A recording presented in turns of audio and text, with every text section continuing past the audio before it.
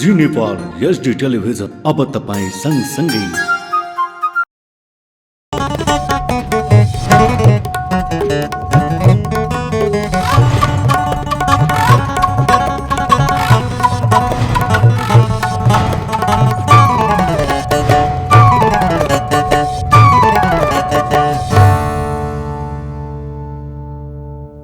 नमस्कार, जी नेपाल न्युजमा यहाँलाई स्वागत छ। म ऋषिका मगर। सुरु गरौं प्रमुख समाचारका शीर्षकबाट। आगामी मङ्सिर 4 गते एकै चरणमा संघ र प्रदेशको निर्वाचन गर्ने सरकारको निर्णय। आइतबारदेखि राजनीतिक दल दर्ताको प्रक्रिया पनि सुरु गर्ने। बाढी पीडितका लागि केन्द्रीय सरकारले राहत र उचित व्यवस्थापन गर्ने परराष्ट्र मन्त्री खड्काको भनाई। सुनसरीको श्रीलङ्का टापु जलमग्न हुँदा 20,000 भन्दा बढी सर्वसाधारण विस्थापित। सामुदायिक वनको नयाँ नियमावलीले अधिकार कटौती गरेको भन्दै सामुदायिक वन उपभोक्ता महासंघ नेपाल आन्दोलित। महिला विरोधी व्यवस्थाहरू समावेश गरेको भन्दै आपत्ति। अमेरिकी सेनेटमा स्विडेन र फिनल्यान्ड नेटोमा सहभागी हुने प्रस्ताव पारित। 95 सदस्यले गरे मतदान। र धनलक्ष्मी स्मृति राष्ट्रिय स्क्वास प्रतियोगिताको सेमिफाइनल समीकरण पुरा। प्रयाग जोशी फाइनल पुग्न सफल। अब समाचार विस्तारमा। सरकारले आगामी मङ्सिर 4 गते एकै चरणमा संघ र प्रदेशको निर्वाचन गर्ने निर्णय गरेको छ। सिंहदरबारमा आज बसेको मन्त्री परिषदले सो निर्णय गरेको हो। त्यसैगरी आगामी मङ्सिर 4 गते हुने संघीय र प्रदेशसभाको चुनावका लागि निर्वाचन आयोगले आइतबारदेखि राजनीतिक दल दर्ताको प्रक्रिया पनि सुरु गर्ने भएको छ। एक रिपोर्ट। मङ्सिरमा हुने संघीय र प्रदेशसभा चुनावमा 5 लाख नयाँ मतदाता थपिने भएका छन्। गत वैशाखमा भएको स्थानीय चुनावमा 1,70,33,723 मतदाता थिए। त्यसमा अब करिब 5 लाख नयाँ थपिनेछन्। निर्वाचन आयोगको पछिल्लो विवरण अनुसार असार 1 गतेदेखि सुरु भएको मतदाता नामावली सङ्कलनमा करिब 4.5 लाख जनाले नाम दर्ता गरेका छन्। पछिल्लो 2-3 दिन यताको विवरण नआएकाले त्यो संख्या अधिकतम 5 लाख पुग्ने निर्वाचन आयोगले जनाएको छ। 6 महिना अघिसम्म मतदाता नामावली सङ्कलन भएकाले यो अवधिमा निकै थोरै मात्रै नयाँ नाम सङ्कलन भएको हो। आयोगले असार 1 गतेदेखि यसअघिका मतदाताहरूलाई स्थायी बसोबास सारेको भए नामावली पनि सार्ने सुविधा दिएको थियो। त्यस अन्तर्गत केहीले सुविधा लिएको तर संख्या यकिन नभएको आयोगको भनाइ छ। सरकारले आगामी मङ्सिर 4 गते एकै चरणमा संघ र प्रदेशको निर्वाचन गर्ने घोषणा पनि गरेको छ। आज सिंहदरबारमा बसेको मन्त्री परिषदको निर्णय सार्वजनिक गर्दै सरकारका प्रवक्ता एवं सञ्चार तथा सूचना प्रविधि मन्त्री ज्ञानेन्द्र बहादुर कार्कीले सो जानकारी दिएका हुन्। यसअघि बुधबार सत्ता गठबन्धनका शीर्ष नेताहरूले मङ्सिर 4 मा एकै चरणमा निर्वाचन गर्न दिएको सुझाव अनुसार नै सरकारले 2079 साल मङ्सिर 4 गते प्रतिनिधि सभा र प्रदेश सभाको निर्वाचन एकै चरणमा गर्ने घोषणा गरेको हो। प्रतिनिधि सभा र प्रदेश सभाको निर्वाचन मङ्सिर 4 गते आइतबार एकै चरणमा सम्पन्न गर्ने आज बसेको मन्त्री परिषदको बैठकले निर्णय गरेको कुरा म यहाँहरू मार्फत सम्पूर्ण देशवासीमा जानकारी गराउन चाहन्छु। प्रतिनिधि सभाका सदस्यहरूले सभामुखले उपसभामुखले आफ्नो निर्वाचनका निमित्त निर्वाचन आयोगमा गएर उम्मेदवारीको मनोनयन गर्नुहुन्छ। त्यसपछि यसको कार्यकाल समाप्त हुनेछ भन्ने अहिलेको बुझाइ छ। त्यसैगरी आगामी मङ्सिर 4 मा हुने संघीय र प्रदेश सभाको चुनावका लागि निर्वाचन आयोगले आइतबारदेखि राजनीतिक दल दर्ता प्रक्रिया सुरु गर्ने भएको छ। संविधानको धारा 271 अनुसार निर्वाचनमा भाग लिन राजनीतिक दल दर्ता गर्नुपर्ने हुन्छ। 7वटै प्रदेशमा कुन दलले भाग लिन्छन् र संघीय निर्वाचनमा कुन दलले भाग लिन्छन् भन्ने कुराको निधो भदौ पहिलो हप्ताभित्र गरिसक्ने निर्वाचन आयोगको तयारी रहेको छ। निर्वाचनमा भाग लिन चाहने दलले नयाँ दल दर्ताको लागि आयोगले तोकेको समयमा र तोकिएको ढाँचा अनुसार निवेदन दिनुपर्ने व्यवस्था रहेको छ। जी न्युज नेपालका लागि क्यामेरामा यादव केसीका साथ विक्रम दाहाल, काठमाडौँ। परराष्ट्र मन्त्री डाक्टर नारायण खड्काले सप्तकोशी नदीमा आएको बाढी पीडितका लागि केन्द्रीय सरकारले राहत र उचित व्यवस्थापन गर्ने बताउनु भएको छ। बिहिबार सप्तकोशी नदी पुरानै धारमा फर्केर डुबानमा परेका उदयपुरका विभिन्न स्थान र कोशी कटान क्षेत्रको निरीक्षण गर्दै मन्त्री खड्काले बाढी पीडितका लागि सरकारले उचित प्रबन्ध गर्ने बताउनु भएको हो। उहाँले बाढीका कारण हजारौं विस्थापित हुनु परेको र अब नदीको बहाव कम भएपछि बाँध बाँध्ने काम सुरु हुने जानकारी दिनुभयो। यो ठुलो त यो एउटा धार एउटा भँगालो यहाँ पस्यो। यसले धेरै हजारौँ अब हाम्रो आदरणीय दाजुभाइ दिदीबहिनीहरू विस्थापित हुनु परेको छ। अब यो मलाई लाग्छ अब यो अहिले तत्कालै अस्ति पनि म 15 दिन अगाडि आएको थिएँ यहाँ। जे जति गर्न सकिन्छ हामीले गर्ने भनेर भन्यौँ। अब अहिले आएर यो अलिकति यो नदी पस्यो। अब यसको तत्काल यो करेन्ट जुन चाहिँ यसले रोकथाम गर्नलाई चाहिँ त अब बाँधसाथ बाँध्ने काम अहिले अलिकति गाह्रो छ। तर यो हटेपछि अनि अहिले हाम्रो यहाँ सुरक्षा निकायको 3टै अङ्गका प्रमुखहरू त्यसै गरेर हाम्रो चाहिँ सिँचाइ सचिवजी आउनुभएको छ। भारतसँग तुरन्त आज भारतको बिहारको मन्त्री पनि आउने कुरा थियो यहाँ। भारत सरकारसँग पनि के पहल गर्ने त्यो पनि हामी हेर्छौँ। बिहार सरकारका मन्त्रीजी आउनुभएको छ अरे, उहाँसँग पनि संवाद गर्ने भन्ने कुरा छ। अब हेरौँ। तर पनि यसलाई हामीहरू चाहिँ नेपाल सरकारले पनि गर्छ। आज पनि मैले यहाँ हुँदाहुँदै पनि माथि काठमाडौँ फोन गरेर यसो आज हाम्रो क्याबिनेटमा यसलाई विशेष प्रस्तावको रूपमा राहतदेखि लिएर व्यवस्थापन जे जति गर्न सकिन्छ त्यो सबै गरिदिनुको लागि भनेर पनि मैले अनुरोध गरेको छु। अब आज कोसीको कटानले उदयपुरको बेलका नगरपालिका र सुनसरीको बराहा क्षेत्र नगरपालिकाको श्रीलङ्का टापु जलमग्न हुँदा 20,000 भन्दा बढी सर्वसाधारण विस्थापित भएका छन्। नेकपा एमालेका सांसद डाक्टर भीम रावलले अमेरिकी स्टेट पार्टनरशिप प्रोग्राममा नेपाल सहभागी नहुने भनी सरकारले अमेरिकालाई पठाएको पत्र संसदीय समितिमा पेश गर्नुपर्ने बताउनु भएको छ। सिंहदरबारमा बिहिबार बसेको संघीय संसद अन्तर्गतको मिति राज्यका निर्देशन सिद्धान्त र नीति दायित्वको कार्यान्वयन अनुगमन तथा मूल्याङ्कन समितिको बैठकमा रावलले एसपीपीमा सहभागी नहुने निर्णय गरेर अमेरिकालाई नै पत्र पठाइसकेको अवस्थामा सरकारले संसदीय समितिमा उक्त पत्र पेश गर्नुपर्ने बताउनु भएको हो। एसपीपी कार्यक्रममा सहभागी नहुने भनी पठाएको पत्र सार्वजनिक गर्न ढिलाइ भएकै कारण सरकारप्रति अविश्वास बढेको उहाँको भनाइ छ। संसदीय समितिको निर्णय कानूनी शासन मान्ने सरकारले मान्नुपर्ने रावलले बताउनुभयो। उहाँले समितिले मागेका कागजात नपठाएर सरकारले समितिको अवमूल्यन गरेको जिकिर गर्नुभयो। समिति सञ्चालन नियमावली जुन संसदले नै बनाएको छ त्यसको कार्यान्वयन कानुनी शासन मान्ने सरकारले गर्नु पर्दैन, त्यसको सम्मान गर्नु पर्दैन, समितिले मागेका कागजात दिनु पर्दैन। मन्त्रीजीले परराष्ट्र मन्त्रीजीले संसदमा दिनुभएको जवाब मैले सुने। उहाँले के भन्नुभयो भने सरकारको तर्फबाट हामीले पत्र पठाइसकेपछि पत्र माग्ने भनेको सरकारप्रति कता कता अविश्वास होइन, धेरै अविश्वास छ। किनभने त्यो अमेरिकी राज्य साझेदारी कार्यक्रम सम्बन्धमा नेपाल सरकारलाई यो हामी त्यसमा सहभागी हुँदैनौँ भन्नाउन कति आवाज उठाउनु पर्यो, देशमा संसदमा कति बोल्न पर्यो, अन्तर्राष्ट्रिय सम्बन्ध समितिले निर्देशन दिनु पर्यो, यो समितिले निर्देशन दिनु पर्यो। स्वाभाविक रूपमा अविश्वासको वातावरण त त्यहाँ विद्यमान छ। जब नेपाल सरकारको तर्फबाट परराष्ट्र मन्त्रालय वा परराष्ट्र मन्त्रीजीले स्पष्ट शब्दमा अघि मैले संविधानको जुन चर्चा गरेँ त्यसको सम्मान गरेर अमेरिकालाई पत्र पठाएको हो भने अनि त्यो पत्र संसदमा दिनलाई के कठिनाइ पर्यो?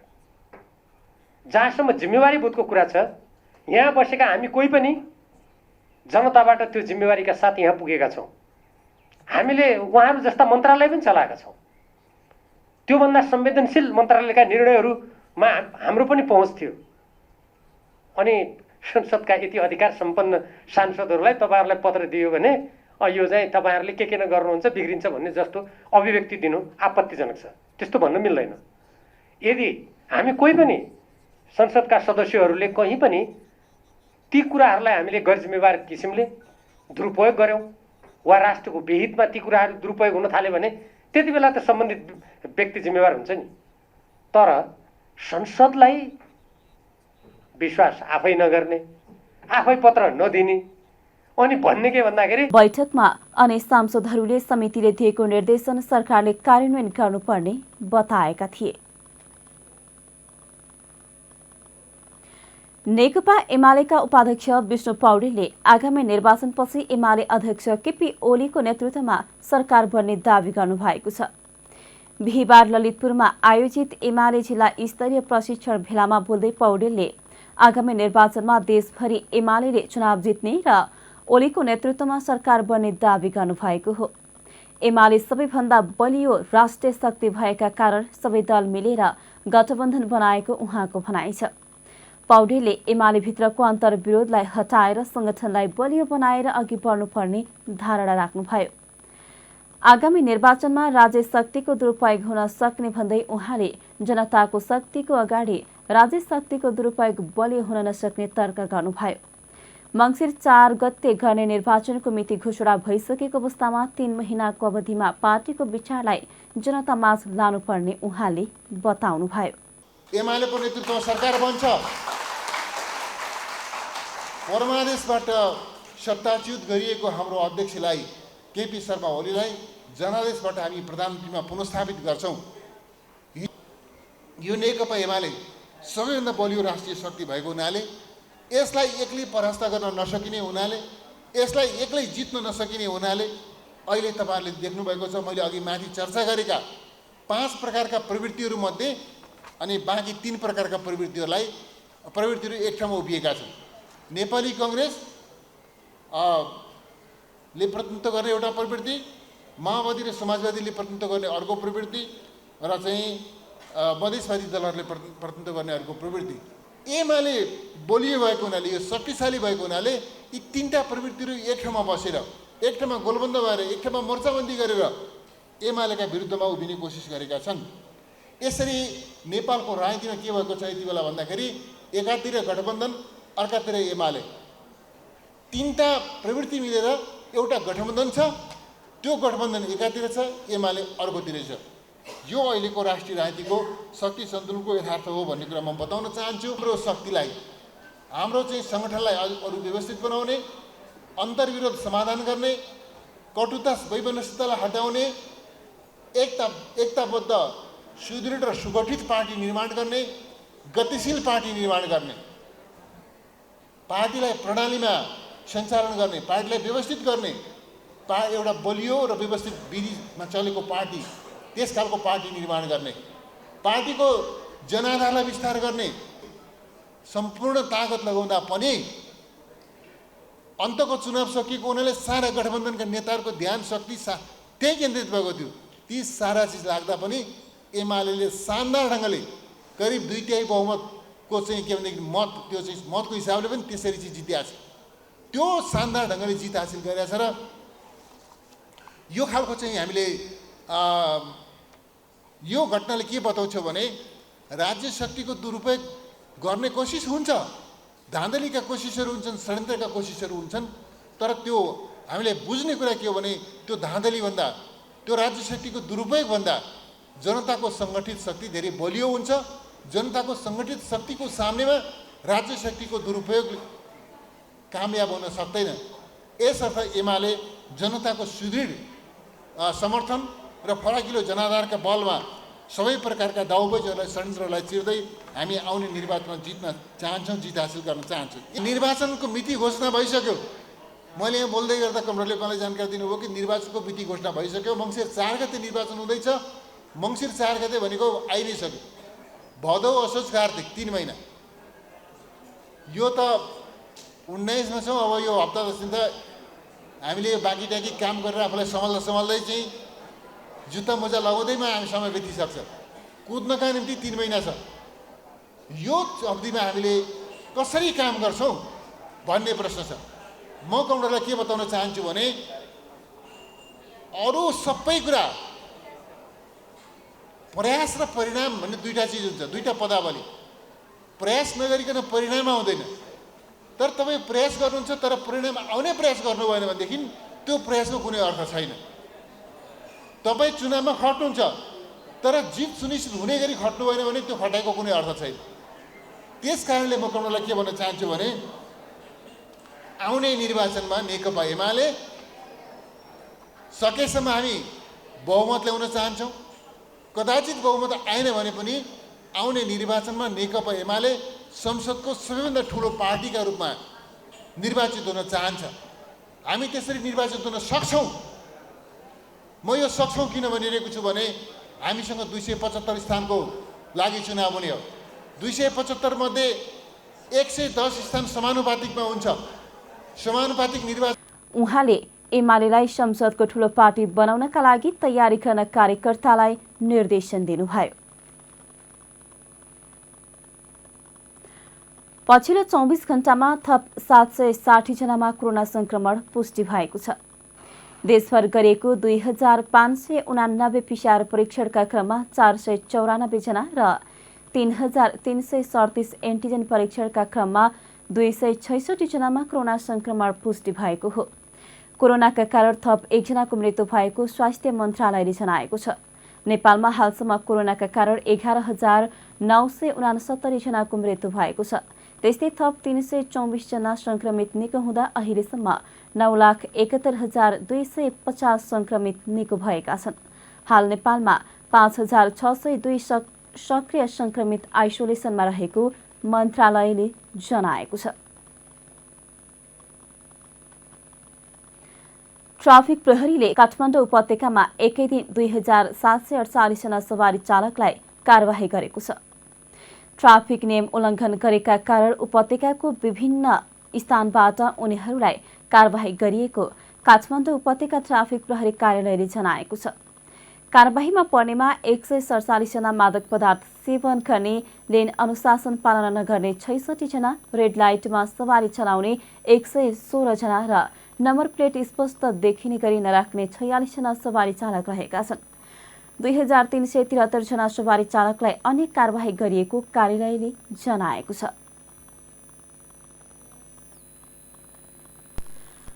प्रदेश लोकसेवा आयोग कर्णालीले यही साउन 4 गते लिएको स्वास्थ्य सेवा हेल्थ इन्स्पेक्सन समूहका परीक्षार्थीलाई 2 वर्ष उम्मेद्वार हुन नपाउने गरी रोक लगाउने निर्णय गरेको छ। आयोगबाट साउन 7 गते सञ्चालन भएको विज्ञापन नम्बर 584588078079 को सहायक स्तर 4थो तह अहेब पदको प्रथम चरणको लिखित परीक्षामा सहभागी सिद्ध कुमाख गाउँपालिका 3 सल्यानका मास्टर आइडी 14057 र रोल नम्बर 4466 का नवीन कुमार रेउलेलाई आयोगले 2 वर्षसम्म कुनै पनि परीक्षामा उम्मेद्वार हुन नपाउने गरी रोक लगाएको हो। आयोगको 16 गते बसेको बैठकले प्रदेश लोकसेवा आयोग ऐन 2075 को दफा 64 को उपदफा 1 को खण्ड ख बमोजिमको कसुरमा रेउलीलाई आगामी 2 वर्षसम्म हुने पदपूर्ति सम्बन्धी सबै विज्ञापनमा उम्मेद्वार हुन नपाउने गरी रोक लगाइएको आयोगका प्रवक्ता बुद्धिबहादुर खत्रीले जानकारी दिए। परीक्षार्थी रेउलीले उक्त परीक्षा दिने क्रममा उत्तर पुस्तिकामा मोबाइल नम्बर लेखी फोन गर्न अनुरोध गरेको भेटिएको प्रवक्ता खत्रीले बताए, जसले गर्दा प्रदेश लोकसेवा आयोग कार्य सञ्चालन निर्देशिका 2078 को दफा 36 को उपदफा 2 को खण्ड ख बमोजिम उनको परीक्षा रद्द गर्नुका साथै 2 वर्षसम्म उम्मेद्वार हुनबाट रोक लगाउने निर्णय भएको खत्रीले जानकारी दिए। नेपालगञ्ज उपमहानगरपालिकामा कार्यरत कर्मचारीहरू एकसाथ ठूलो संख्यामा अनुपस्थित भएको पाइएको छ। अनुपस्थित रहने कर्मचारीहरूमा शाखा प्रमुखको जिम्मेवारीमा रहेका अधिकृत स्तरका कर्मचारी धेरै पाइएको छ। नेपालगञ्ज उपमहानगरपालिकाका प्रमुख प्रशान्त विष्ट, उपप्रमुख कमरुद्दिन राई र निमित्त प्रमुख प्रशासक अधिकृत गोर्खबहादुर थापाले बिहीबार उपमहानगरपालिका कार्यालयमा कर्मचारीहरूको हाजिरी छड्के अनुगमन गर्दा 32 जना कर्मचारीहरूले हाजिरी नगरेको पाइएको हो।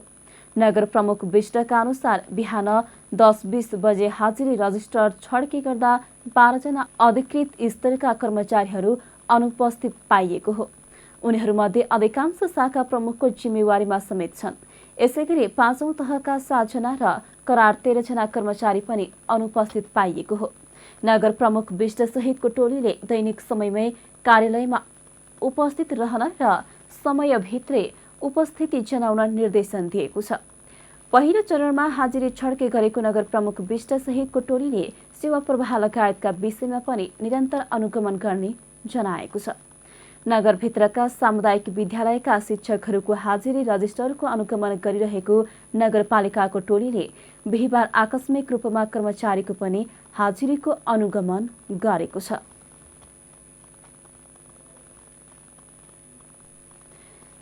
सामुदायिक वनको नयाँ नियमावलीले अधिकार कटौती गरेको भन्दै सामुदायिक वन उपभोक्ता महासंघ नेपाल फेकोफोन आन्दोलित भएको छ।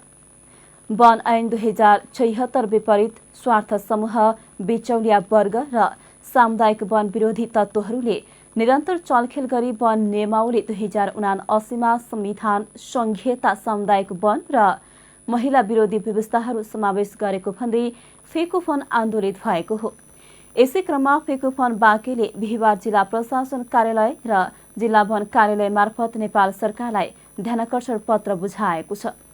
केन्द्रीय सचिवालय सदस्य मोक्केन खाँ, केन्द्रीय सदस्य डिल्लीगिरी, जिल्ला अध्यक्ष सावित्रा पुन लगायतको उपस्थितिमा बाँकेका सहायक प्रमुख जिल्ला अधिकारी टोपेन्द्र बहादुर केसी र डिभिजन वन कार्यालय प्रमुख अजित कुमार कर्णलाई ध्यानाकर्षण पत्र बुझाइएको फेकोफोन बाँकेका कार्यालय प्रमुख रामबहादुर भण्डारीले बताए। फेकोफोनले नियमावलीमा भएका व्यवस्थाहरूले नेपालको वन क्षेत्रमा प्रतिगमन हुन पुगेको ठहर गर्दै तत्काल सच्याउन माग गरेको छ। 12 बुँदे ध्यानाकर्षण पत्रमा सामुदायिक वन उपभोक्ता समूहको कार्य समितिको प्रमुख पदहरूमा लैङ्गिक समानता सहितको प्रतिनिधित्व हुने गरी स्थापित तत्कालीन पद्धतिको सुनिश्चितता गर्ने व्यवस्था, पुनः स्थापना, सामुदायिक वनको उपभोग गर्न पाउने कानूनी अधिकारको सुनिश्चितता, गेटी वा बालुवा सङ्कलन र बिक्रीको व्यवस्था खारेज लगायतका विविध विषयहरू समेटिएका छन्। काठमाडौँमा एक चिनिया नागरिकलाई अपहरण गरेको आरोपमा प्रहरीले 6 जनालाई पक्राउ गरेको छ। बुधबार साँझ दरबार मार्ग क्षेत्रबाट लगेर नयाँ बस पार्कमा बन्धक बनाएको जिल्ला प्रहरी परिसर काठमाडौँ स्रोतले जानकारी दिएको छ। त्यसमा संलग्न 6 जनालाई पक्राउ गरेको छ। उनीहरू सबै नेपाली हुन्। उनीहरूले 3 चिनिया नागरिकसँग 1 करोड फिरौती माग गरेका थिए। परिसरले पक्राउ परेका व्यक्तिहरूको विवरण सार्वजनिक गरिसकेको छ। बाँकेमा छाडा चौपाया व्यवस्थापन ठूलो चुनौतीका रूपमा देखिएको छ। स्थानीयले आफ्ना गाईगोरु छोड्दै जाने र भारतबाट नेपालगञ्ज भित्रिएका छाडा चौपायाका कारण समस्या विकराल बन्दै गएको हो। कतिपय स्थानीय तहले छाडा चौपाया नियमन गर्न कार्यविधि लागू गरे पनि त्यसको प्रभावकारी कार्यान्वयन हुन सकेको छैन। बाँकेका 8वटै पालिकामा छाडा चौपायाको आतंक नै छ। विकराल समस्याका रूपमा रहेको छाडा चौपायाको समस्या समाधान गर्ने प्रतिबद्धता गरेका नवनिर्वाचित जनप्रतिनिधिका लागि यो विषय अहिले टाउको दुखाइ बनेको छ। नेपालगञ्ज उपमहानगरले छाडा चौपाया व्यवस्थापन गर्ने बताए पनि उचित व्यवस्थापन नहुँदा समस्या भइरहेको स्थानीयको गुनासो छ। छाडा पशु चौपाया व्यवस्थापनमा उपमहानगरले बजेट विनियोजन गरेको भए पनि चालु आर्थिक वर्ष सुरु भएको धेरै समय नभएकाले कार्यान्वयन गर्न नीतिगत समस्या देखिएको नेपालगञ्ज उपमहानगरपालिकाले जनाएको छ।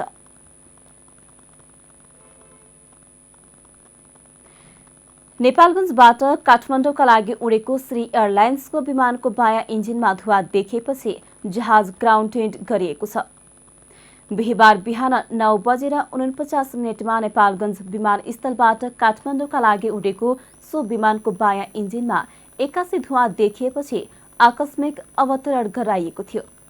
नेपालगञ्जबाट काठमाडौँका लागि उडेको श्री एयरलाइन्सको 9 ANF विमान नेपालगञ्ज विमानस्थलमा आकस्मिक अवतरण गराइएको श्री एयरलाइन्स नेपालगञ्जका स्टेसन इन्चार्ज परशुराम चौधरीले जानकारी दिए। उक्त जहाज नेपालगञ्ज विमानस्थलबाट उडेको करिब 7 मिनटमै आकस्मिक अवतरण गरिएको उनले बताए। बिहीबार बिहान 9:49 नेपालगञ्ज विमानस्थलबाट काठमाडौँका लागि उडेको सो विमानको बायाँ इन्जिनमा धुवा देखेपछि आकस्मिक अवतरण गराएको इन्चार्ज चौधरीले जानकारी दिए। उनका अनुसार सो विमानमा चालक दलका सदस्यसहित 79 जना सवार थिए। काठमाडौँबाट आउने प्राविधिक सहितको टोलीले जाँचबुझ गरिसकेपछि मात्र जहाज उडाउने योजना रहेको विमानस्थल स्रोतले बताएको छ। बैतडी जिल्लामा जंगली जनावरले बालीनाली सखा पार्न थालेका छन्। जंगली बँदेल, बाँदर र दुम्सीले बालीनाली सखा पार्न थालेका हुन्। यी जंगली जनावरले यहाँका बालीनाली सखा पार्न थालेपछि किसान आतंकित भएका छन्। खास गरेर मुख्य खाद्य बालीको रूपमा रहेको मकै बाली जंगली जनावरले नष्ट गर्न थालेका हुन्। दिउँसोमा बाँदर र रातिमा दुम्सी तथा जंगली बँदेलले मकै बाली र अन्य खाद्य बाली, फलफूल, तरकारी नष्ट गर्न थालेका दोगडा केदार गाउँपालिका 3 श्रीकोटका हरीश जोशीले बताए। जिल्लाका अधिकांश ठाउँमा मकै बाली जोगाउन किसानहरूलाई धौधौ परेको छ।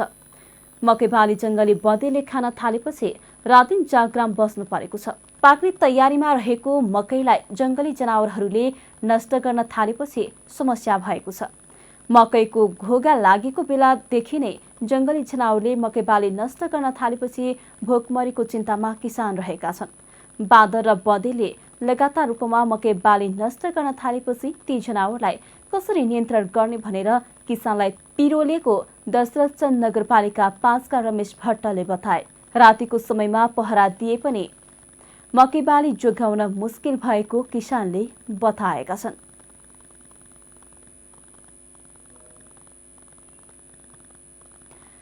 लक्ष्मी क्यापिटलले आजदेखि खुलामुखी म्युचुअल फन्ड निष्कासनमा ल्याएको छ। क्यापिटलले लक्ष्मी म्युचुअल फन्ड अन्तर्गत सञ्चालन हुने शुभलक्ष्मी कोष निष्कासनमा ल्याएको हो। सो योजना अन्तर्गत क्यापिटलले प्रति इकाइ 10 रुपैयाँ दरको 5 करोड इकाइ मध्ये न्यूनतम 75 लाख वा कुल बिक्री भएको इकाइ संख्याको न्यूनतम 15% इकाइ कोष प्रबन्धक लक्ष्मी बैंकलाई सुरक्षित गरी 4 करोड 25 लाख इकाइ निष्कासन गरेको हो। सो मध्ये पहिलो चरणमा सर्वसाधारणका लागि 1 करोड 75 लाख इकाइ निष्कासन गरेको हो। सो इकाइका लागि साउन 23 गतेसम्म आवेदन दिन सकिनेछ। सो अवधिसम्ममा पूर्ण आवेदन नपरेमा आवेदन दिने मिति भदौ 2 गतेसम्म लम्बिनेछ। लगानीकर्ताले न्यूनतम 100 इकाइका लागि आवेदन दिनुपर्नेछ भने अधिकतम 50 लाख इकाइका लागि आवेदन दिन सकिनेछ। सो कोषको इकाइका लागि नेपाल धितोपत्र बोर्डबाट स्वीकृति प्राप्त गरेका सम्पूर्ण सिआस्वा सदस्य बैंक तथा वित्तीय संस्थाहरू र तिनका तोकिएका शाखा कार्यालयहरूबाट आवेदन दिन सकिनेछ। यो फन्डको धितोपत्र निष्कासन तथा बिक्री प्रबन्धक लक्ष्मी क्यापिटल मार्केट लिमिटेड रहेको छ। अब अन्तर्राष्ट्रिय समाचार। अमेरिकी सिनेटले स्विडेन र फिनल्यान्डलाई उत्तर एटलान्टिक सन्धि संगठन नेटोमा सहभागी हुने प्रस्ताव पारित गरेको छ। दुई देशलाई नेटोमा प्रवेश गराउने पक्षमा सिनेटमा 95 सदस्यले मतदान गरेका थिए। प्रस्तावको विपक्षमा एकमात्र सदस्य रिपब्लिकन जोस हाउली रहनु भएको थियो। अमेरिकाले युरोपको सट्टा चीनको चुनौतीमा ध्यान केन्द्रित गर्नुपर्नेमा उहाँको जोड थियो। गएको फेब्रुअरी 24मा रुसले युक्रेनमा आक्रमण सुरु गरेपछि नेटोमा सदस्यता थपको विषय गम्भीर बनेको छ।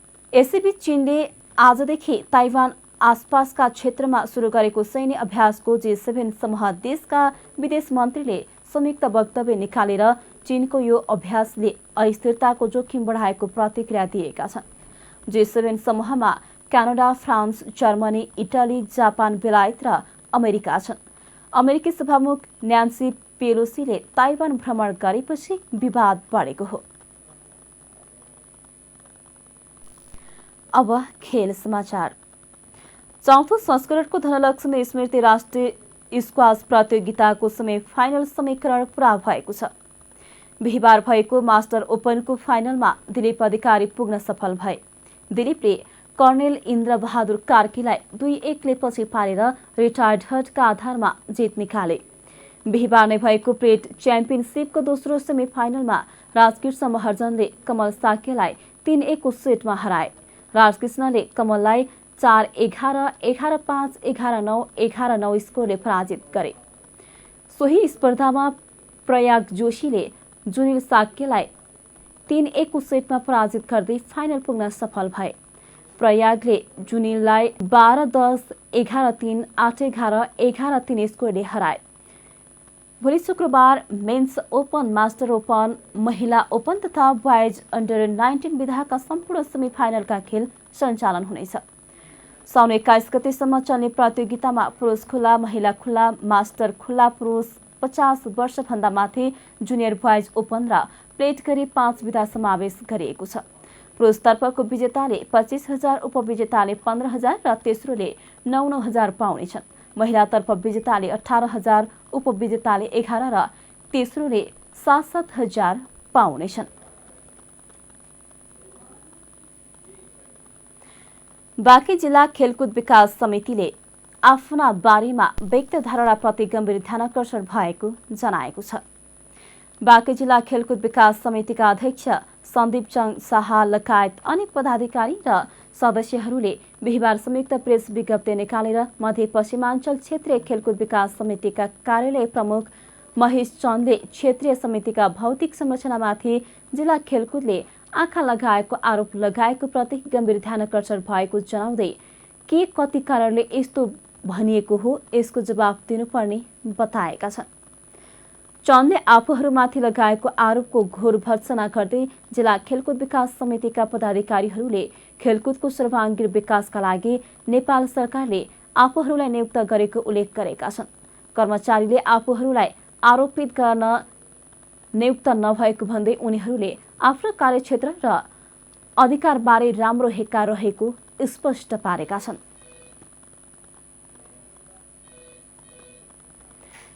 खेल समाचारसँगै हामी जी नेपाल न्युजको अन्त्यमा आइसकेका छौं। जाँदा जाँदै प्रमुख समाचारका शीर्षकहरू पुनः एकपटक। आगामी मङ्सिर 4 गते एकै चरणमा संघ र प्रदेशको निर्वाचन गर्ने सरकारको निर्णय। आइतबारदेखि राजनीतिक दल दर्ताको प्रक्रिया पनि सुरु गर्ने। बाढी पीडितका लागि केन्द्रीय सरकारले राहत र उचित व्यवस्थापन गर्ने परराष्ट्र मन्त्री खड्काको भनाई। सुनसरीको श्रीलङ्का टापु जलमग्न हुँदा 20,000 भन्दा बढी सर्वसाधारण विस्थापित। सामुदायिक वनको नयाँ नियमावलीले अधिकार कटौती गरेको भन्दै सामुदायिक वन उपभोक्ता महासंघ नेपाल आन्दोलित। महिला विरोधी व्यवस्थाहरू समावेश गरेको भन्दै आपत्ति। अमेरिकी सेनेटमा स्विडेन र फिनल्यान्ड नेटोमा सहभागी हुने प्रस्ताव पारित। 95 सदस्यले गरे मतदान। र धनलक्ष्मी स्मृति राष्ट्रिय स्क्वास प्रतियोगिताको सेमिफाइनल समीकरण पूरा। प्रयाग जोशी फाइनल पुग्न सफल। प्रमुख समाचारका शीर्षकसँगै अहिलेका लागि जी नेपाल न्युज सकियो। ताजा समाचार र मनोरञ्जनका लागि जी नेपाल HD टेलिभिजन हेर्दै गर्नुहोला। हवस् त, नमस्ते।